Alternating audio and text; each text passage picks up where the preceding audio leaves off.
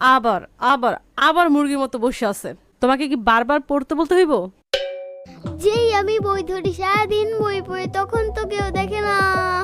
যেই বইসা থাকি মাই দেখা ফেলে, মাইটা মাটিতে পড়ে না। ফিউচার আমার শুধুই গালা, ভাল লাগে না এই পড়ার জ্বালা। পড়ার জ্বালা ভালো না লাগলে চলো অন্যের বাড়িতে কাজে দিয়ে আসি। তাদের থালা বাসন ধোবা, কাপড় কাচবা, উঠান ঝাড়ু দিবা, রাতে একবেলা খাবার খেয়ে শুয়ে থাকবা। কি সুন্দর না? না, পারবো না অত কাজ। তাহলে পড়ো।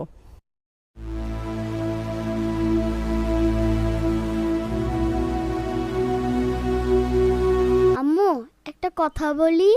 হুম। আম্মু আমার আরেকটু সুতা লাগবে। আজকে 8 দিন ধরে 8টা সুতা দিয়েছি তোমাকে, সেগুলো কি করেছো?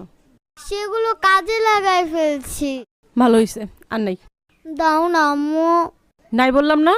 দাও না আম্মু, আমার প্যান্ট পিছন দিয়ে ছিঁড়ে গিয়েছে, সেলাই করতে হবে। দাও না আম্মু। ও, প্যান্ট ছিঁড়েছে?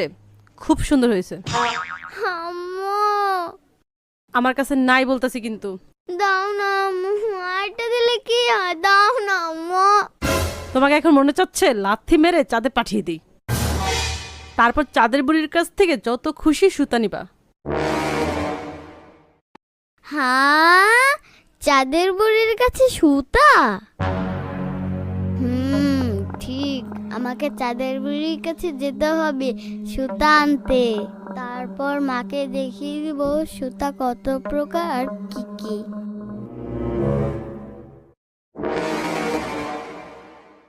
কি হলো? না না, আম্মুকে কোনো মতেই জানতে দেওয়া যাবে না আমি চাঁদে যাব। না মানে, আম্মু চাঁদের বুড়ির কাছে কি অনেক সুতা? যে গিয়ে চাইবে তাকেই দিয়ে দেবে?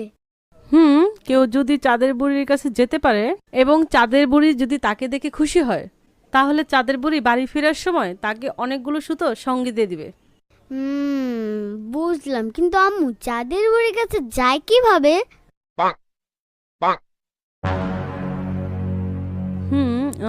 ওই যে আমাদের গ্রামে নদীর পাশে একটা তালগাছ আছে না? হ্যাঁ।